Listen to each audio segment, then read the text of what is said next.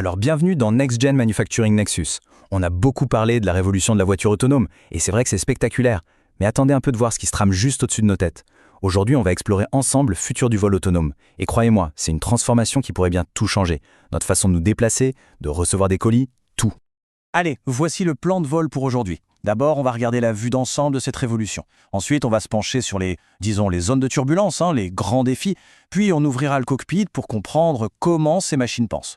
On verra comment toutes les pièces du puzzle s'assemblent avant d'atterrir sur la question, et oui, cruciale, de la sécurité.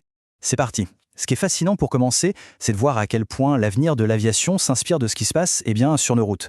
En fait, ce sont exactement les mêmes forces qui transforment l'industrie automobile depuis 100 ans, qui sont aujourd'hui sur le point de, littéralement, donner des ailes à notre mobilité. Alors là, attention, accrochez-vous.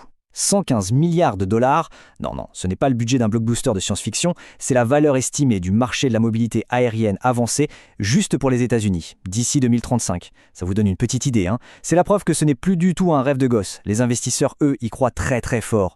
Et en fait, ce qu'il faut bien comprendre, c'est que derrière tout ça, il y a 4 grands moteurs, les mêmes que pour la voiture. On a l'électrification pour être plus propre, l'autonomie, bien sûr, pour la sécurité et pour pouvoir le faire à grande échelle, le service à la demande parce qu'on veut tout de suite, et enfin la connectivité, pour que tout ce petit monde communique efficacement. Et c'est la combinaison de tout ça qui crée des concepts complètement nouveaux, comme les taxis aériens ou les drones de livraison. Bon, ça a l'air simple, dit comme ça, mais attention. On ne peut pas juste coller des ailes sur une voiture et hop, ça vole. Non. Faire voler un engin de manière autonome, c'est un défi d'un tout autre niveau. Et on va voir ensemble pourquoi c'est fondamentalement bien plus complexe que de suivre une bête ligne blanche sur une route. Déjà, il y a une distinction super importante à faire. La différence entre automatisation et autonomie. Ce n'est pas la même chose. L'automatisation, c'est simple. C'est le pilote automatique d'un avion de ligne. Il suit une trajectoire préprogrammée, point. L'autonomie, c'est autre chose. Imaginez un drone de livraison. Il doit se poser dans un jardin qu'il n'a jamais vu en temps réel en évitant le chien qui court après une balle et le tricycle du petit dernier. Vous voyez la différence ? C'est la différence fondamentale entre simplement obéir et réellement penser. Et la liste des difficultés, croyez-moi, elle est longue. Une voiture, ça roule sur une surface plane, en 2D. Un engin volant, lui, doit gérer 6 directions, 6 degrés de liberté. Haut, bas, avant, arrière, gauche, droite. C'est un casse-tête bien plus complexe. Et ce n'est pas tout. Il faut ajouter des contraintes de poids et de puissance hyper strictes. On ne peut pas mettre une batterie de camion là-dedans. Il y a aussi les perturbations, comme une rafale de vent sortie de nulle part. Et puis bien sûr, il y a le niveau de sécurité. On parle de l'aérien, donc là on ne rigole pas. C'est, et à juste titre, les standards les plus exigeants qui existent. Bon, maintenant qu'on a vu les défis, si on allait jeter un œil sur le capot, ou plutôt à l'intérieur de ce fameux cerveau artificiel. Comment est-ce qu'un drone, un taxi volant, prend ses propres décisions ? On va décortiquer ensemble ce processus qui peut paraître super complexe, mais qui est en fait assez logique. En fait, à la base de tout système autonome, il y a une boucle de décision toute simple, mais absolument fondamentale en 4 étapes. La première, détecter. Les capteurs, les yeux et les oreilles de la machine collectent des infos. La deuxième, percevoir. Là, le cerveau interprète ces infos pour comprendre ce qui se passe autour. Troisième étape, planifier. C'est le moment de la décision. Ok, vu la situation, voilà ce que je vais faire. Et enfin, la quatrième, agir. Le cerveau envoie les ordres aux moteurs, aux hélices, pour exécuter le plan. Détecter, percevoir, planifier et agir. C'est le cycle de base. Sauf que cette boucle toute simple, en réalité, c'est juste la partie émergée de l'iceberg. Quand on plonge sous la surface, on découvre une architecture bien plus complexe. Regardez, tout part d'en bas, de la couche détectée. C'est là que l'essence de la machine, les caméras, les radars, les lidars, vous savez, ces lasers qui scannent l'environnement, aspirent des milliards de points de données chaque seconde. Toutes ces données brutes, elles remontent. Elles sont fusionnées, analysées par la couche percevoir, pour construire une maquette 3D du monde en temps réel. Et c'est seulement après tout ce travail que la couche tout en haut, la couche planifiée, peut prendre une décision intelligente. C'est une véritable symphonie de données qui se joue en une fraction de seconde.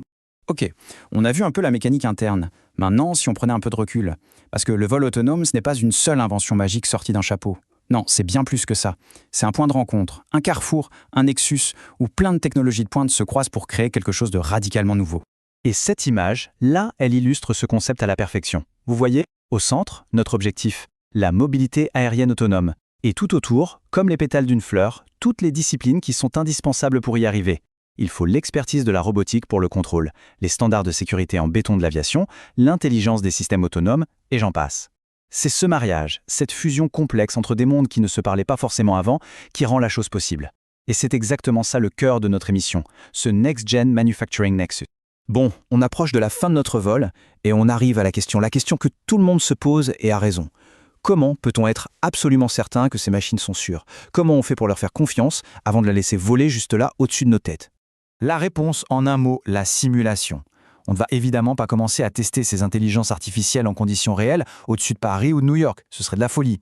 L'idée, c'est qu'avant même de faire son tout premier vol réel, un drone autonome aura déjà volé des millions, voire des milliards de kilomètres dans un monde virtuel. Un monde où on l'aura confronté à absolument toutes les pires situations possibles et imaginables. Et le processus est super rigoureux. Étape 1, on crée des jumeaux numériques, des copies parfaites de nos villes en 3D.